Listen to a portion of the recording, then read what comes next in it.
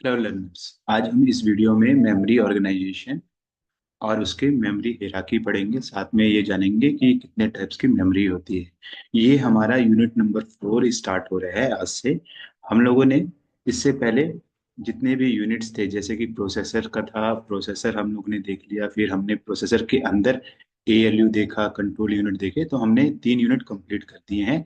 आज से हम 4th यूनिट स्टार्ट कर रहे हैं, जो कि मेमोरी ऑर्गेनाइजेशंस है। और मेमोरी ऑर्गेनाइजेशंस में हम ये हमारा मोस्ट इम्पॉर्टेंट जो कि कंपोनेंट बोलते हैं मशीन का, वो उसके बारे में आज जानने की कोशिश करें। मेमोरी ऑर्गेनाइजेशन एक्चुअली होता क्या है? मेमोरी होता है, पहले सबसे पहले हम जानेंगे कि मेमोरी है क्या चीज। जहाँ पे ये मेमोरी जो सिस्टम्स के अंदर मेमोरी में हम क्या करते हैं, डाटा को स्टोर, उसे ही हम मेमोरी कहते हैं। मेमोरी एक तरह का हार्डवेयर है। मेमोरी एक तरह का, अगर कहा जाए तो एक तरह का हार्डवेयर है, जहाँ पे हम अपने डाटा को स्टोर कर सकते हैं। अगर हम इसको सिंपल भाषा में अगर बात करें कि मेमोरी एक तरह का हार्डवेयर है, और बोल सकते हैं कि एक तरह का चिप है, माइक्रो प्रोग्राम चिप बोल सकते हैं, या इलेक्ट्रिक सर्किट बोल सकते हैं, जहाँ पे हम अपने डाटा को स्टोर कर सके। चाहे परमानेंटली बोल सके या टेम्परेरी बेसिस पे स्टोर करना होता है, वही हमारा मेमोरी ऑर्गेनाइजेशन कहलाता है। ठीक है, तो यहाँ पे आप देख सकते हैं कि मेमोरी ऑर्गेनाइजेशन की डेफिनेशन, छोटी सी डेफिनेशन लिखी है कि ये क्रूशियल पार्ट होता है, क्रूशियल टॉपिक होता है इन कंप्यूटर आर्किटेक्चर्स का। जैसे कि मैंने आप लोगों को बताया था पहले कि जो आर्किटेक्चर्स है, कंप्यूटर आर्किटेक्चर्स है, उसमें 3 मेन कंपोनेंट्स होते हैं, जिसमें एक प्रोसेसर होता है, दूसरा हमारा क्या होता है, मेमोरी होता है, और थर्ड हमारा इनपुट और आउटपुट होता है। और तीनों को कनेक्ट करने वाला क्या होता है, सिस्टम बस। ठीक है, तो अभी तक हम लोगों ने ये प्रोसेसर के बारे में पूरा जान लिया कि कैसे वर्क करता है। अब हम जानेंगे कि मेमोरी का क्या कंडीशन है। तो ये जो है मेमोरी जो है, ये बहुत क्रूशियल टॉपिक होता है माने कंप्यूटर आर्किटेक्चर्स का। और कभी भी किसी भी सिस्टम्स का आर्किटेक्चर चेंज नहीं होगा। मतलब कहने का मतलब है कि मेरे सिस्टम्स में भी गलते वही आर्किटेक्चर्स होंगे जो आपके सिस्टम्स में, आपके सिस्टम्स में भी प्रोसेसर होंगे, आपके सिस्टम्स में भी मेमोरी होगी, आपके सिस्टम्स में भी कहते हैं इनपुट आउटपुट डिवाइसेस होंगे। तो सबके सिस्टम में सेम टू सेम होते हैं। तो आर्किटेक्चर कभी मतलब चेंज नहीं होते, बट ओनली और उनके ऑर्गेनाइजेशन चेंज होती है। ऑर्गेनाइजेशन का मतलब क्या हो गया, जैसे कि मेरे में 256 GB रैम है। मान लीजिए 256 GB रैम होगा, आपके में हो सकता है 512 GB रैम। तो ये डिफ्रेंशिएशन है, ये ऑर्गेनाइजेशन है। तो ये डिफरेंट हो सकता है, बट हमारे आर्किटेक्चर कभी डिफरेंट नहीं हो सकते। ये क्या करता है, ये जो मेमोरी है फोकसिंग करता है कि जो भी डाटा है और जो भी इंस्ट्रक्शन है, उसको स्टोर करने का काम। स्टोर तो कर दिया, फिर उसको करते एक्सेस कैसे देना है, मतलब स्टोर करने के बाद अगर मैं उसको दोबारा से अगर यूज करना चाहूँ, तो उसका एक्सेस कैसे देना है, कहाँ पे वो करना है, वो तो सारी चीजों को मैनेज करता है मेमोरी ऑर्गेनाइजेशन। ठीक है, तो यही होता है memory organisation. Memory organisation is the is a crucial it is a most important component of the computer architectures. There they we can store the data, for permanently or temporarily basis, uh, temporarily basis, and whenever we require to be re-access, then we can re-access and manage the data in particular forms. That is called a memory organizations. ठीक है, अब क्या है कि अगर हम उसके tabs की बात करते हैं, तो 5 तरह के मोस्ट इंपोर्टेंट टैब्स होते हैं। जैसे कि पहला हो गया हमारा रजिस्टर, दूसरा हमारा कैशे, थर्ड हो गया हमारा मेन मेमोरी, फोर्थ हो गया हमारा storage, secondary storage, and fifth हो गया हमारा वर्चुअल मेमोरी। जो रजिस्टर्स होता है, वैसे तो हम इसके बारे में बहुत ज्यादा डीपली पढ़ेंगे कि रजिस्टर्स में क्या है। रजिस्टर्स मैंने आप लोगों को प्रोसेसर में पढ़ाया था। प्रोसेसर में मैंने पढ़ाया था कि रजिस्टर्स होता क्या है। ठीक है, रजिस्टर्स में मैंने आप लोगों को बताया था कि रजिस्टर जो है, बेसिकली रजिस्टर्स प्रोसेसर में पाई जाता है। ये सबसे छोटी मेमोरी होती है, ये जो प्रोसेसर है, ये सबसे छोटी मेमोरी होती है। और ये कहाँ पे पाई जाता है, प्रोसेसर के अंदर होता है। ठीक है, प्रोसेसर के अंदर रहता है। और इसके जो गलते डिपेंडिंग ऑन, अगर मैं एसपीओ का सिस्टम यूज कर रहा हूँ, तो उसमें 8 तरह के रजिस्टर्स होंगे। 8 तरह के रजिस्टर्स में कुछ टेम्परेरी बेसिस पे सारी चीजों को स्टोर करता है। ठीक है, तो ये रजिस्टर्स होते हैं। फिर फिर हमारा कैशे मेमोरी होता है। ये प्रोसेसर एंड मेमोरी के बीच में होता है। मतलब यहाँ पे अगर प्रोसेसर है और यहाँ पे मेमोरी है, तो इसके बीच में होगा तो कैशे होगा। ठीक है, कैशे मेमोरी होगा। मेन मेमोरी ये सबसे इंपॉर्टेंट मेमोरी कहलाती है, जिसको हम कहेंगे कि ये मेमोरी, ये ही ओनली मेमोरी होती है जो कंटिन्यूसली कंटिन्यूसली हमारे प्रोसेसर के साथ कम्युनिकेट करती रहती है। ठीक है। इसी के कारण ही हमारा सारा जो सिस्टम्स है, हमारे जो डाटा को एक जगह से दूसरी जगह पहुंचाने का काम, एक जगह से दूसरी जगह कम्युनिकेशन का काम सिर्फ मेन मेमोरी करता है। ठीक है। थर्ड थर्ड हो गया हमारा मेन मेमोरी। फोर्थ मेमोरी हमारा जो सेकेंडरी स्टोरेज है, इसको हम लोग बेसिकली ऑक्सिलरी मेमोरी कहते हैं। ऑक्सिलरी मेमोरी कहते हैं वो मेमोरी, ये मतलब ये ऑक्सिलरी मेमोरी होती है, और ये मेमोरी सबसे बड़ी मेमोरी कहा जाता है। जैसे कि अगर मैं बोलता हूँ ना कि मेरे सिस्टम में 1 टेराबाइट हार्ड डिस्क है, तो वो क्या है, मेरा ऑक्सिलरी मेमोरी है कि मैं 1 टेराबाइट तक उतनी उतनी कैपेसिटी तक अपने डाटा को स्टोर कर सकता हूँ। तो वो मेरी सेकेंडरी स्टोरेज मेमोरी होती है। वर्चुअल मेमोरी क्या है, ये वैसे तो वास्तविकता में तो नहीं होता, मतलब फिजिकल एग्जिस्टेंस इसका नहीं है, बट हम इसके कंसेप्ट को जानने की कोशिश करते हैं और कंसेप्ट के बारे में पढ़ते हैं कि कैसे हम वर्चुअल मेमोरी कैसे करके यूज कर सकते हैं। तो ये हमारे टाइप्स के मेमोरी है। ठीक है। तो पहला रजिस्टर है, फिर पहले रजिस्टर है जो कि प्रोसेसर में पाया जाता है। कैशे मेमोरी जो है वो प्रोसेसर और मेन मेमोरी जो होती है, या मेमोरी बोलेंगे, उसके बीच में रहता है। मेन मेमोरी होता है जो इंस्ट्रक्शन कंटिन्यूसली इंस्ट्रक्शन करता है, कम्युनिकेट करता है बिटवीन प्रोसेसर, ताकि गलती प्रोसेस जल्दी से जल्दी प्रोसेस करने की चीजों को कर सके। फिर अगला होता है सेकेंडरी स्टोरेज, जिसको हम लोग ऑक्सिलरी मेमोरी बोलते हैं। जैसे नॉर्मल भाषा में अगर हम बात करें, तो ये सबसे बड़ी मेमोरी होती है हमारे कंप्यूटर सिस्टम की। इसमें हम लोग डाटा को स्टोर करते रहते हैं कंटिन्यूसली। ठीक है।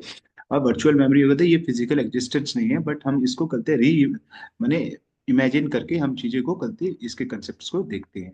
ठीक है। तो ये इस तरह के टाइप्स ऑफ मेमोरी होती है। अब आते हैं हम मेमोरी हेराकी।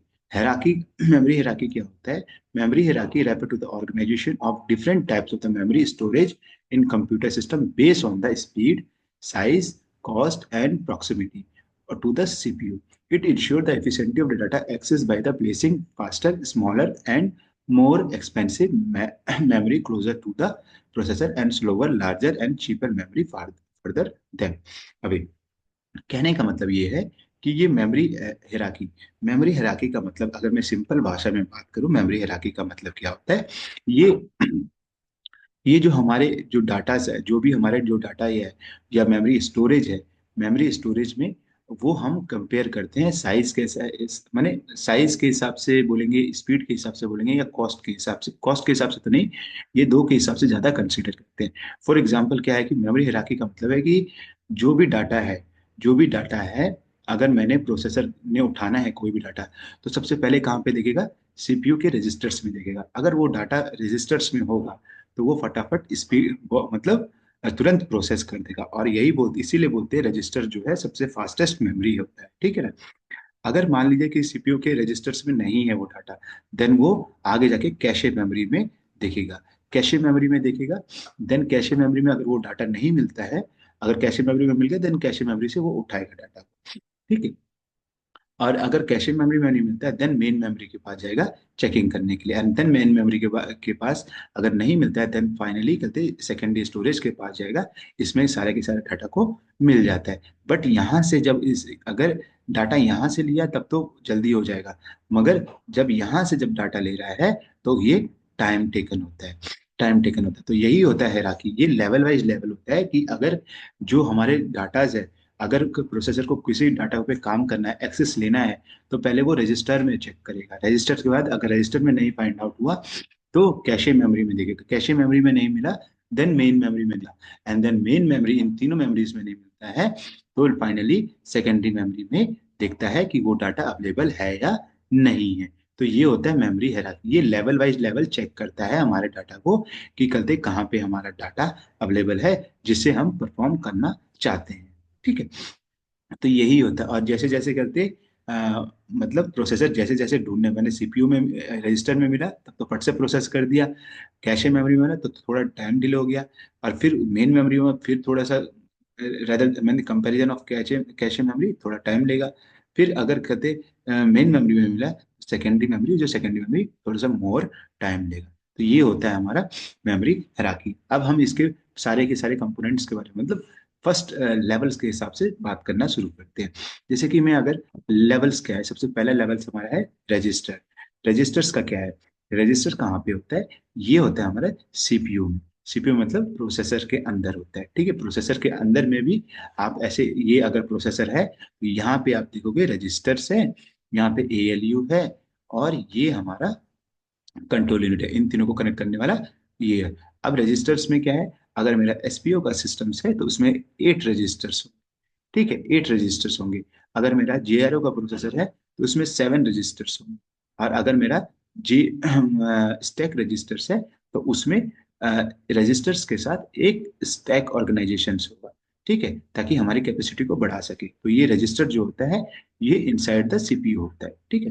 और ये सबसे फास्टेस्ट होता है, ये सबसे फास्टेस्ट होता है। क्यों फास्टेस्ट होता है, क्योंकि अगर सारे डाटा को, अगर कंट्रोल यूनिट को कोई डाटा को एक्सेस करवाना है और या किसी डाटा को एग्जीक्यूशन करवाना है, तो वो सिंपली कंट्रोल यूनिट रजिस्टार से, अगर रजिस्टार में डाटा होगा तो तुरंत लेकर के एएलयू को सिग्नल दे सकता है, इसलिए सबसे फास्टेस्ट होता है, ठीक है। इसका जो एक्सेस टाइम होता है नैनो सेकेंड्स होता है।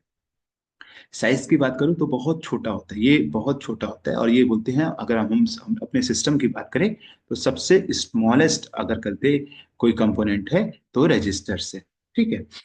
ठीक है, और ये मोस्ट एक्सपेंसिव भी होता है, पर बीट के हिसाब से काम करता है, क्योंकि ऐसा नहीं है कि रजिस्टर्स का अगर 16 बीट का लिया है तो 16 बीट का कॉस्ट कंपैरिजन ऑफ जैसे कि 32 बीट्स की में ज्यादा होगा। तो यही चीज रहेंगी कि मोस्ट एक्सपेंसिव होता है, पर बीट के हिसाब से ये कॉस्टली होता है, ठीक है। पर्पस क्या होता है, पर्पस होता है कि टेम्परेली स्टोर करना, जो भी टेम्परेली स्टोर करता है किस चीज को, जो भी इंस्ट्रक्शन आया है या जो भी डाटा है जो सीपीयू इमीडिएटली प्रोसीड करना चाहता है उसको स्टोर करके रखता है और इमीडिएटली उसको प्रोसीड करने में हेल्प करता है, ठीक है। एक्सेस क्या है, ये डायरेक्टली एक्सेस सीपीयू के साथ, ठीक है। तो ये है रजिस्टर, ये फर्स्ट लेवल हो जाता है। लेवल जैसे हम लोगों ने अभी यहाँ पे लेवल देखा ना, तो फर्स्ट लेवल हमारा क्या है, हम मेमोरी हायरार्की का, वो है सीपीयू का रजिस्टर्स। अब आते हैं, सेकंड हमारा आ गया कैशे मेमोरी। कैशे मेमोरी क्या है कि located on the processor chip, ठीक है। कैशे मेमोरी क्या, located in the processor chip और क्लोज टू द, मतलब कहने का मतलब है कैशे प्रोसेसर और मेमोरी के बीच में होता है, याद रखना, ठीक है। जैसे कि मैं अगर मेमोरी की बात करूं तो मेमोरी में आप लोग ठीक है, मैं मेन मेमोरी की बात करूंगा, फिर उसमें आपको डिस्कस कर लेता हूँ। तो कैशे मेमोरी क्या है कि प्रोसेसर चिप और उसके क्लोजअप होता है, मतलब क्या है, कहा जा सकता है कि प्रोसेसर और जो मेमोरी है उसके बीचों बीच होता है, ठीक है। ये फास्टर होता है मेन मेमोरी से, मतलब ये फास्टर होगा मेन मेमोरी से, बट किसके कंपैरिजन ऑफ रजिस्टर से कम होता है, ठीक है। मेन मेमोरी से फास्टर होगा बट रजिस्टर से कम होगा। साइज में ये भी लिमिटेड साइज का होगा। अगर मान लीजिए कि ये रजिस्टर इतना मेरा इतने छोटा, मतलब एक 1.5 mm का है, और ठीक है, तो वो जो हमारा साइज दूसरा वाला जो होगा वो हमारा इतना होगा। और दूसरी बात है साइज में क्या है, अगर हमारा ये जो रजिस्टर्स हमारा 32 बीट्स का है तो ये हमारा 1 KB का हो सकता है, या 5 MB का हो सकता है, या 8 MB का हो सकता है, ठीक है। तो कैशे मेमोरी लिमिटेड साइज होती है उसकी, ये नहीं बोलेंगे कि सबसे स्मॉलेस्ट होता है, सबसे स्मॉलेस्ट तो रजिस्टर है, but cache memory comparison of register is higher, ठीक है। कॉस्ट में अगर हम बोलेंगे कि रजिस्टर्स की जो है वो मोस्ट एक्सपेंसिव होता है, उसके नीचे अगर देखा जाए तो हाई कॉस्ट पर बीट जो होती है वो कॉस्ट होती है, मतलब कैशे मेमोरी होती है। पर्पस क्या होता है, पर्पस होता है कि store frequently access data and instruction to reduce the latency, मतलब कि जो डाटा पहले अगर मेरे पास रजिस्टर्स में नहीं आया है, नहीं मिला है, तो जो सीपीयू मतलब कैशे मेमोरी में, तो वो उस डाटा को एक्सेस करना, और जो कि टाइम है, माने यूज करने का जो टाइम है और रीड करने का टाइम है उसको रिड्यूस करना, लेटेंसी रेट कम करना, ठीक है, इंस्ट्रक्शन के। इसके 3 लेवल्स होते हैं कैशे मेमोरी के। L1 cache, smallest faster and directly connected to the CPU, मतलब L1 कैशे का मतलब हो गया कि वो छोटा होगा, फास्टेस्ट होगा और वो डायरेक्टली कनेक्टेड होगा सीपीयू से, ठीक है। L2 हो गया जो थोड़ा सा लार्जर होगा, मतलब थोड़ा सा लार्जर होगा L1 कैशे से, बट वो स्लोवर देन होगा L1 से, और ये शेयर बिटवीन द सीपीयू, माने कोर्स को, माने शेयर करेगा यहाँ पे, ये जैसे ये बिटवीन है ये हो सकता है, ठीक है। थर्ड हमारा क्या है, L3 कैशे, ये शेयर करेगा across multiple course largest and slowest, मतलब जैसे जैसे ये L1 से नीचे बढ़ता गया तब तक मतलब उसके जो स्पीड है, स्पीड घटती जा रही है। ठीक है, तो L1 से डायरेक्टली मिल गया तब तो बहुत इजी है, अगर नहीं तो फिर L2 फिर L3 पे आएगा, तो यही चीजें रहेंगी। ठीक है, कैशे मेमोरी के बाद आता है हमारा मेन मेमोरी। मेन मेमोरी क्या होता है, यहाँ पे थर्ड। ठीक है, ये हमारा थर्ड लेवल है, ये हमारा फोर्थ लेवल है। और वैसे तो फोर्थ लेवल तक ही खत्म हो जाता है, बट हम लोग ने एक और लेवल लिया है, फिफ्थ लेवल। ठीक है, तो थर्ड लेवल क्या होता है, मेन मेमोरी। जब हमारा डाटा रजिस्टर्स में नहीं मिला, फिर रजिस्टर के बाद हमने कैशे मेमोरी में नहीं मिला, देन हम आते हैं मेन मेमोरी। अब मेन मेमोरी की मैं बात करूं तो ये सबसे इंपॉर्टेंट मेन मेमोरी होती है, क्योंकि ये यही डायरेक्ट मैंने कंटिन्यूसली प्रोसेसर के साथ इंस्ट्रक्शंस बनाए रखता है। ठीक है, कम्युनिकेट किए रखता है। अगर ये कम्युनिकेट नहीं करे तो हमारे डाटा को एक्सेस होने में बहुत टाइम लगेगा, एक्सेस होने में और करते किसी चीज को प्रोसेस होने में टाइम टेकन होगा। ठीक है, तो ये कहाँ पे होता है, ये एक्सटर्नल ऑफ द सीपीयू होता है। मतलब ये जो अभी तक हम लोगों ने क्या देख रहे थे कि प्रोसेसर के पास जो करते हमारा रजिस्टर्स है या सीपीयू करते कैशे मेमोरी, बिटवीन दैट होता है। जो अलग से जो हमारे पास मेमोरी होती है वो होती है हमारी मेन मेमोरी। ठीक है, अलग से हमारी जो मेन मेमोरी होती है जो कि हमारे सिस्टम्स में होती है, वो मेन मेमोरी होती है, वो एक्सटर्नल टू द सीपीयू होती है, बट होती है हमारे सिस्टम माने कैबिनेट्स में ही। याद रखिए, कैबिनेट्स में ही रहेगा। ये स्लोवर होता है कैशे मेमोरी से। ठीक है, लार्जेस्ट साइज होता है कैशे मेमोरी से, रजिस्टर से तो बहुत बड़ा हो जाता है। और ये मॉडरेट कॉस्ट होता है, ज्यादा ना कॉस्टली ना ज्यादा कम। ठीक है, पर्पस क्या होता है इसका, स्टोर करना डाटा को और इंस्ट्रक्शन मैंने स्टोर करना डाटा इंस्ट्रक्शन को, ताकि प्रोग्राम को एक्टिवली यूज कर सके। ठीक है, ये मेन मेमोरी होती है। और मेन मेन मेमोरी में अगर देखा जाए, मेन मेमोरी में हम दो चीजें पढ़ते हैं बेसिकली, हम रैम और रोम। ठीक है, रैम और रोम, सेमी कंडक्टर। मेन मेमोरी को हम बेसिकली हम क्या बोलते हैं, सेमी कंडक्टर मेमोरी भी कहते हैं। ठीक है, रैम एंड रोम। ठीक है, रैम्स में फिर हम लोग डायनेमिक रैम और स्टैटिक रैम्स। ठीक है, जो स्टैटिक रैम होता है वो बेसिकली वो सबसे ज्यादा फास्टेस्ट होता है, वो कैशे मेमोरी ही होता है। उसको हम कैशे मेमोरी ही बोलते हैं स्टैटिक रैम्स को, क्योंकि इसको कंटिन्यूसली रिफ्रेश करने की जरूरत नहीं पड़ती है। और डायनेमिक रैम को कलते हम लोग कंटिन्यूसली रिफ्रेश करने की जरूरत पड़ती है, ताकि वो वर्क करता जाए और लोड ना ले सिस्टम्स को। ठीक है, तो ये चीजें हम लोग नेक्स्ट वीडियो में पढ़ेंगे, मेन मेमोरी के बारे में, जब हम सेमीकंडक्टर्स के बारे में पढ़ेंगे। ठीक है, तो ये होता है हमारा मेन मेमोरी। ठीक है, अब आते हैं हम सेकेंडरी मेमोरी। अब जैसे कि आप लोगों ने सेकेंडरी मेमोरी तो सुना ही होगा, बहुत बार सुना होगा, एसडीडी जो हो गया, हार्ड ड्राइव जिसको क्या है, एसएसडी जिसको बोलते हो, या पेन ड्राइव्स बोल, पेन ड्राइव्स बोल दो। तो ये सब क्या है, ये हमारे सेकेंडरी स्टोरेज है। ठीक है, ये सबसे मतलब बोलते हैं कि सबसे ज्यादा स्लोवर होता है। स्लो मतलब सबसे ज्यादा गलते, एक तो कैपेसिटी इनकी ज्यादा होती है, बट स्लोवर बहुत होते हैं इसमें। ठीक है, साइज में ये सबसे ज्यादा बड़े होते हैं, comparison of all the means others things, other levels of that, it is secondary size, secondary storage is very large.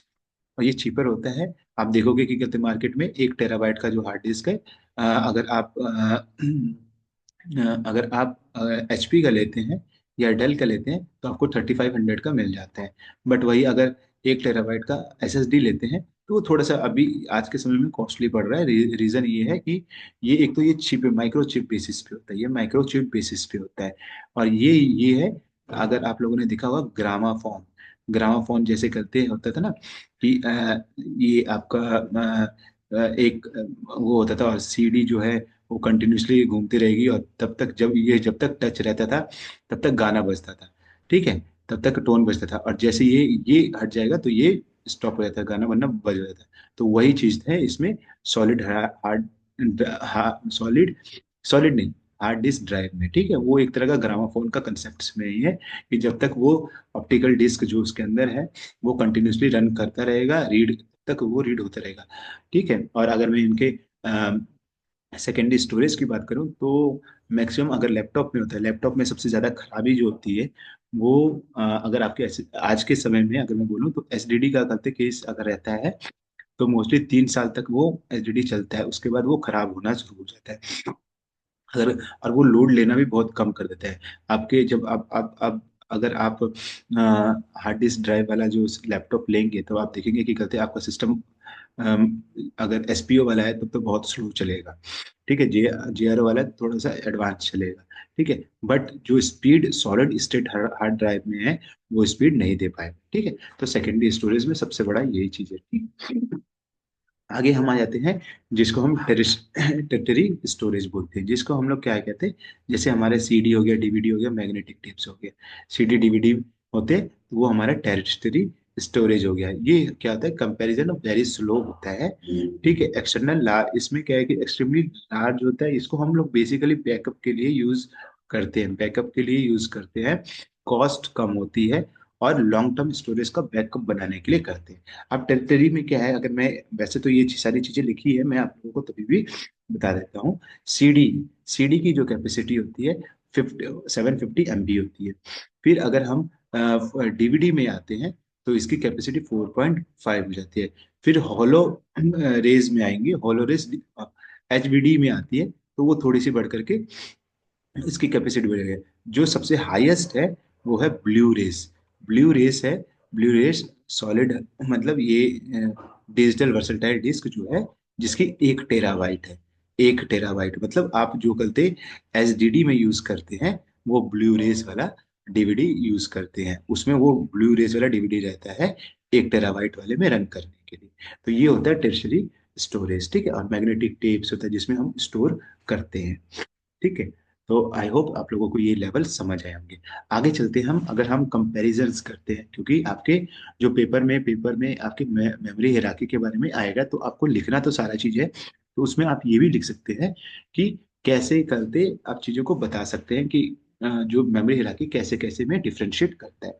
तो मैं अगर मेमोरी हिराकी में सबसे पहले अगर यहाँ पे जैसे हम लोग ने देखा रजिस्टर से, जैसे हम लोगों ने देखा रजिस्टर, सबसे पहले रजिस्टर्स होता है, कैशे होता है, मेन मेमोरी होता है, एंड सेकेंडरी होता है, फिर टर्शरी, ठीक है, यही होता है। तो हम जब स्पीड कंपैरिजन करते हैं, तो देखते हैं जो रजिस्टर्स है वो सबसे फास्टेस्ट होता है, देन कैशे होता है, देन रैम होता है, देन सेकेंडरी स्टोरेज, रैम को ही मेन मेमोरी बोलेंगे, देन टेटर ये टेटरी स्टोरेज होता है, ठीक है। स्पीड्स में ये डिक्रीज होगा as move down the hierarchy. ये क्यों होता है, क्योंकि जो डाटा अगर रजिस्टर से मिल गया प्रोसेसर को, तो ये फर्स्ट प्रोसेस प्रोसेस कर लिया, फिर उसके नीचे आएगा तो कैसे से फिर डिले होगा, ठीक है, डिले होगा, फिर रैम में आएगा, ये मेन मेमोरी आएगा वो डिले करेगा। तो ये इसीलिए करते रजिस्टर्स को सबसे फास्टेस्ट यूनिट बोला जाता है, ठीक है। अगर मैं साइज की बात करूं, तो साइज की बात करो तो रजिस्टर सबसे छोटा होता है, ठीक है, कैशे उससे थोड़ा बड़ा होता है, रैम उससे थोड़ा बड़ा होता है, मतलब मेन मेमोरी उससे बड़ा होगा, सेकेंडरी स्टोरेज उससे बड़ा होगा, एंड टर्शियरी स्टोरेज सबसे बड़ा होगा, कंपैरिजन ऑफ साइज, ठीक है। अगर हम कॉस्ट पर बीट की बात करें, तो रजिस्टर्स फिर से करते वही, मतलब डिक्रीजिंग मूविंग, माने डिक्रीज होता रहेगा, पहले रजिस्टर्स होंगे, फिर कैशे होंगे, फिर रैम होते हैं, storage and tertiary storage. Access time की बात करें, तो एक्सेस टाइम में सबसे पहले कौन सा हायर लेवल का कौन सा होता है, रजिस्टर्स होता है। आए सबसे पहले जो प्रोसेसर है अगर डाटा को कहाँ पे ढूंढता है, रजिस्टर्स में ढूंढेगा। और सबसे लोवेस्ट जो हमारा टर्शरी में होगा, क्योंकि पहले रजिस्टर होगा, फिर कैशे होगा, फिर हमारा अदर कंपो अदर हमारे memory organisation, memory types of memories, ठीक है। सो आई होप आप लोगों को अच्छा लगा होगा ये वीडियो। अगर आप लोगों को इसमें कोई भी डाउट है तो आप मुझे कमेंट बॉक्स में लिख के बता सकते हैं, और आप इस वीडियो को पूरा देखिए ताकि आप चीज़ों को समझ पाएंगे अच्छे से। आगे वाले वीडियोस में हम लोग मेमोरी ऑर्गेनाइजेशंस का सबसे पहला वो देखेंगे, सेमीकंडक्टर्स के बारे में। So if you have any type of question or thought, I heard love to hear them. Don't forget to like, subscribe, and hit the notification bell for more content. Thank you and have a nice day.